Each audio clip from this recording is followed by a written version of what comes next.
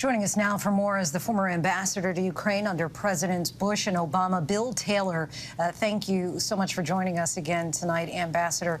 Big picture first. Zelenskyy showed up to Washington in part to help get more money, but also to persuade the public about how important the war in his country for the world. Do you think that his speech tonight will help win over lawmakers and also the public? Lindsay, absolutely. I think he succeeded. I think you're exactly right. That's why he came.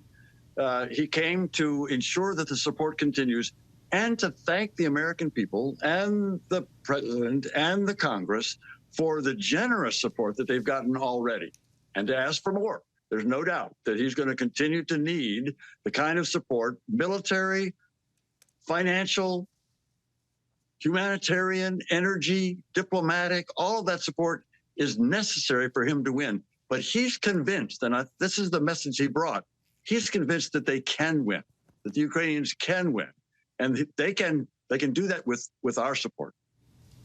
You know so many people who are still there in Ukraine. For those who had the power to be able to witness the president bravely travel to America and give this passionate speech, how do you think that this is resonating with them? Overwhelmingly positive. I am absolutely sure that the Ukrainians, certainly all the Ukrainians that I know, but I imagine all the Ukrainians across the country are very proud of their president. They're very proud that he was on the front line. This is a president that shows courage. This is a man who shows courage to go to the front line to see the soldiers. That was the day before yesterday. That was less than 2 days ago. He was on the front line. And the people know that. The Ukrainians know that. And here he is in Washington, D.C., meeting with the President of the United States, speaking to a joint meeting of the Congress of the United States, and making such a strong argument, such a strong impression, such a strong sense of why it's important for the United States and the world to support Ukraine in this battle. I think he succeeded. I think the Ukrainian people will be very pleased when they wake up in the morning. You're right. It's 3:30 in the morning. It was 3:30 in the morning when he was speaking in Kyiv. It was 3:30 in the morning, and some of them were able to see, but many of them don't have the power, don't have the electricity because of the Russian bombardment. But when they come up, when they do tune in, they're going to be very proud. You've joined our show frequently, of course, over the past 300 days. Did the world, and in particular Russia, underestimate Zelenskyy and the resilience of the Ukrainian people? After all, a lot of people, even those outside of Russia, thought that this war might not last certainly this long. I mean, even if just a few weeks. You're exactly right.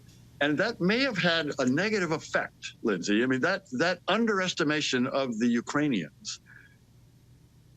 And the congressman got to this, that underestimation of the Ukrainians probably affected the kinds of equipment, the kinds of weapons that we provided. We provided smaller weapons at the beginning because we thought it was maybe going to be a counterinsurgency. Well, it turns out the Ukrainians can fight the Russians to a standstill and indeed can fight them to victory. And so now that we see that belatedly, as you point out, now that we see that they can actually win, we're now providing the larger, heavier duty, longer range weapons that they need in order to win. We should have started earlier, but now we can do it. And why he's here now is to ask for those longer range weapons. Ambassador, you've talked before about off-ramps. Are there any left? There is an off-ramp. President Putin can take this off-ramp anytime he wants. He can pull his soldiers, beaten up as they are, demoralized as they are, he can pull his soldiers out of Ukraine. That's the off-ramp. That may be that he has to suffer more defeats on the battlefield. He's trying to win the war by demoralizing the Ukrainian people, and they're not being demoralized. Ukrainians are winning on the battlefield. Though, Ambassador, if they continue to do that, then President Putin will have no choice but to pull his. That's the off ramp. What percentage, what chance do you think that he takes that off ramp? 20%. Okay. Say 20%. So a 1 chance in 5.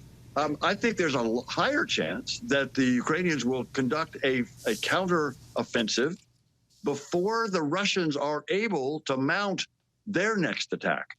Ukrainians have the ability to disrupt that next attack, and that will set the stage, Lindsay, for further defeat of the Russians. Always so helpful to have you on the show. You break it down in a way that I think we all can understand. Ambassador Taylor, it's a privilege. Thank you, Lindsay. Thank you very much. Hi, everyone. George Stephanopoulos here. Thanks for checking out the ABC News YouTube channel. If you'd like to get more videos, show highlights, and watch live event coverage, click on the right over here to subscribe to our channel. And don't forget to download the ABC News app for breaking news alerts. Thanks for watching.